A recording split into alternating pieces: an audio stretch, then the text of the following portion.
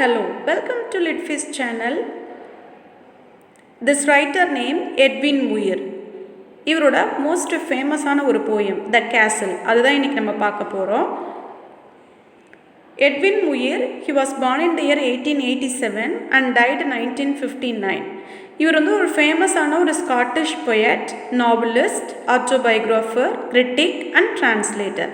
இவர் எதனால் ரொம்ப பேசப்படுறாரு அப்படின்னா இவரோட பொயிட்ரி வந்து ரொம்ப ப்ளைனாகவும் ரொம்ப டீப்பாகவும் இவரோட ஃபீலிங்ஸை வந்து எக்ஸ்ப்ரெஸ் பண்ணியிருப்பார். இவரோட ஏர்லியஸ்ட் கலெக்ஷன்னு பார்த்தோம் அப்படின்னா first poems, chorus of the newly dead இதெல்லாம் தான். லேட்டர் கலெக்ஷன்ஸ்னு பார்த்தோம் அப்படின்னா variations on a time theme, a narrow place, the village and other poems, labyrinth and one foot in Eden. So இதெல்லாம் அவருடைய லேட்டர் கலெக்ஷன்ஸ் ஆஃப் போயம்ஸ்னு சொல்கிறாங்க.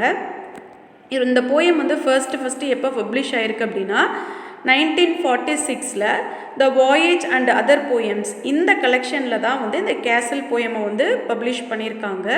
இது வந்து ஒரு அலிகரிக்கல் போயம் அப்படின்னு சொல்கிறாங்க. கொஞ்சம் எப்படி இருக்கும் அப்படின்னா ஐடியாஸ் வந்து காம்ப்ளெக்ஸ்டாக இருக்கும், கொஞ்சம் டிஃபிகல்ட்டாக இருக்கும். எந்த மாதிரியான தீம்ஸ்லாம் டிஸ்கஸ் பண்ணியிருக்காருன்னா arrogance, laziness, idealness means laziness and betrayal, இந்த மாதிரியான கான்செப்ட் தான் வந்து இந்த கேசல் போய்ட்ரியில் வந்து டீல் பண்ணியிருக்காரு. நம்ம இப்போ போய்ட்ரிக்குள்ளே போயிடலாம். The castle all through that summer at ease we lay and daily from the turret wall we watched the movers in the hay, and the enemy half a mile away, they seemed no threat to us at all. So all through that இங்கே என்ன சீசனாக சொல்கிறாங்க அப்படின்னா summer சீசனில் எல்லாருமே அப்படின்னா அங்கங்கே அப்படியே உட்காந்துட்ருப்போம், எங்களுக்கு எந்த ஒரு வேலையுமே இருக்காது அப்படின்னு சொல்கிறாங்க. எஸ்பெஷலி எங்கே அப்படின்னா இந்த டரெட் வால்னால் பார்த்திங்கன்னா இந்த இமேஜில் கொடுத்துருக்கேன். அதில் அந்த ஒரு சின்ன ஒரு கோபுரம் மாதிரி இருக்கு இல்லைங்களா, அந்த இதுக்குள்ளே வந்து என்னென்னா சோல்ஜர்ஸ்லாம் உட்காந்துருப்பாங்க, நாங்களாம் உட்காந்துருப்போம் அப்படின்னு சொல்லிட்டு ஒரு சோல்ஜர் பேசுகிற மாதிரி தான் இங்கே கொடுத்துருக்காங்க. வி வாட்ச் த மூவர்ஸ், அந்த ஹோலில் இருந்து நாங்கள் என்ன பார்ப்போம், அந்த விண்டோலேருந்து என்ன பார்ப்போம் அப்படின்னா மூவர்ஸ் அப்படின்னா வந்து கிராஸ் கட்டர்ஸ். ஸோ கீழே புல்தரையை கட் பண்ணிகிட்ருக்க அந்த மூவர்ஸை வந்து பார்ப்போம்.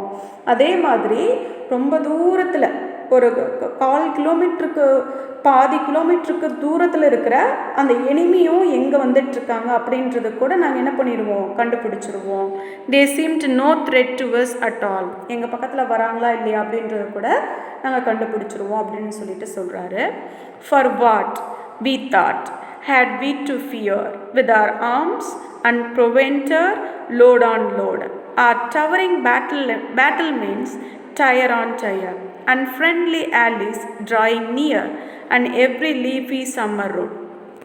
ஸோ நாங்கள் எதுக்காக பயப்படணும், எங்களுக்கு எந்த ஒரு பயமே கிடையாது.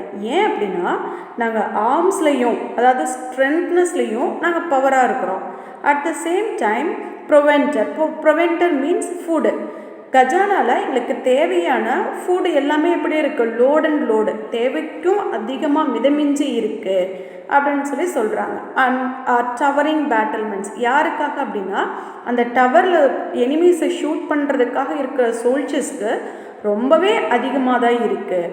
அது மட்டும் கிடையாது, எங்களோட ஃப்ரெண்ட்லி ஆலிஸ், அதாவது என்னென்னா எங்களோட neighbouring army forces, neighbouring countries, neighbouring வில்லேஜஸில் இருக்கிறவங்களும் எங்களுக்கு ரொம்ப சப்போர்ட்டிவாக தான் இருக்காங்க. அப்படின்றப்போ நாங்கள் எதுக்குமே இந்த சம்மர் டைம்லேயோ இல்லை எந்த சீசன்லேயுமே நாங்கள் வந்து கவலைப்படணும் அப்படின்ற அவசியம் கிடையாது. 2 விஷயம், கஜானாவும் எங்களுக்கு தேவையான ஃபுட் இருக்குது, ஆர்மி ஃபோர்ஸும் எங்கள்கிட்ட இருக்குது. ஸோ நாங்கள் எங்களுடைய எனிமிகள் யார் எங்களை தாக்குனாலும் நாங்கள் பயப்பட மாட்டோம் அப்படின்னு சொல்கிறாங்க.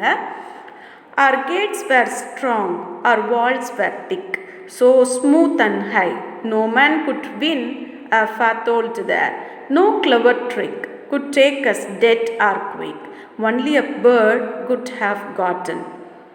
ஸோ என்ன சொல்கிறாங்க அப்படின்னா எங்களுடைய அந்த கேட், அந்த நுழைவு வாயில் வந்து எப்படி இருக்குது, ரொம்ப ஸ்ட்ராங்காகவும் ரொம்ப உறுதியாகவும் இருக்குது, மதில் சுவர் ரொம்ப உறுதியாகவும் இருக்குது. ஸோ அதை யாருமே என்ன பண்ண முடியாது, ஈஸியாக வந்து உள்ளே நுழைஞ்சிட முடியாது. ஈஸியாக வந்து எங்களை attack, foothold there means position, எந்த ஒரு சீக்கிரமாக உள்ளே வந்து நுழைஞ்சு எங்களை அட்டாக் பண்ண முடியாது. என்ன கிளவராக ட்ரிக் வந்து இது பண்ணாலும் எங்ககிட்ட வந்து சீக்கிரமாக அவங்க வந்து நெருங்கவே முடியாது, குயிக்காக எங்கள்கிட்ட வந்துட முடியாது. யார் ஒருத்தர் வர முடியும் அப்படின்னா பேர்டு, ஒரு பறவை வேணால் பறந்து வந்து எங்கள் பக்கத்தில் வந்துட்டு போலமே தவிர எங்களோட எந்த ஒரு பகைவர்கள், எங்களோட எந்த ஒரு எனிமியுமே எங்கள் பக்கத்தில் வந்துட முடியாது அப்படின்னு சொல்லி சொல்கிறாரு. What could they offer us for bait? Our captain was brave and we were true. There was a little private gate, a little wicket gate. The vision warder led them through. So இப்போ என்ன அப்படின்ட்டுனா எதுவுமே வந்து என்ன பண்ண முடியாது, எங்களை வந்து தோக்கடிக்கவே முடியாது. இன்னொரு விஷயம், எங்கள் கேப்டன் வந்து ரொம்ப பிரேவானவர், அவருக்கு நாங்கள் ரொம்பவே உண்மையாக இருக்கிறோம். எங்களை எப்படி தோக்கடிக்கலாம் அப்படின்னா இந்த கேட்டில் பாருங்கள், ஒரு பெரிய கேட்டில் ஒரு ஸ்மால் கேட் இருக்குது, அதுதான் சீக்ரெட் கேட், ப்ரைவேட் கேட்டுன்னு சொல்கிறாங்க. அந்த கேட்டில் நிற்கிற அந்த கேட் கீப்பர் இருக்கார் இல்லையா, அந்த கேட் கீப்பர் மேபி யாராவது பணம் கொடுக்குறேன், மணி கொடுக்குறேன்னு யாராவது எனிமீஸை யாருக்கும் தெரியாமல் உள்ளே விட்டால் வேணால் எங்களை தோக்கடிக்கலாமே தவிர, அதை தாண்டி நாங்கள் எங்கள் கேப்டனுக்கு நாங்கள் உண்மையாக இருக்கிறோம், ட்ரூவாக இருக்கிறோம், அவரும் ரொம்ப பிரேவாக எங்களுக்காக வந்து போராடுவார் அப்படின்னு சொல்லி சொல்கிறாங்க. Oh, then our maze of tunneled stone grew thin and treacherous as air. The cause was lost without a groan, the famous citadel overthrown, and all its sacred galleries bare. So இப்போ என்னாச்சு அப்படின்ட்டுனா, இவ்வளோ ஸ்ட்ராங்காக இருந்த நாங்கள் சடனாக நாங்கள் week ஆகிட்டோம். எதனால் அப்படின்னா, அவ்வளோ ஸ்ட்ராங்காக திக்காக இருந்த வால், அந்த கேட்டு தின்னாக மாறிடுச்சு, ஒன்றும் இல்லாமல் மாறிடுச்சு. எதனால் அப்படின்னா அந்த கேட் கீப்பரோடைய டிஸ்லாயல்னால தான் அப்படின்னு சொல்லி சொல்கிறாங்க. இதனால் என்னாச்சு அப்படின்னா எல்லாமே இழந்துட்டோம். எங்களோட கஜானாவில் இருந்த நகை, எங்களுடைய ஸ்ட்ரென்த்து எல்லாத்தையுமே நாங்கள் இழந்துட்டோம் அப்படின்னு சொல்லி சொல்கிறாங்க. த சிடேட்டல் அப்படின்னா சேஃப் அண்ட் ஸ்ட்ராங் ஃபோர்ட், எங்களை யாருமே அழிக்க முடியாது, எங்களை யாருமே டிஃபீட் பண்ண முடியாது அப்படின்னு இருந்த எங்களோட மன தைரியம், எங்களோட உறுதி எல்லாமே எங்களை விட்டு போயிடுச்சு.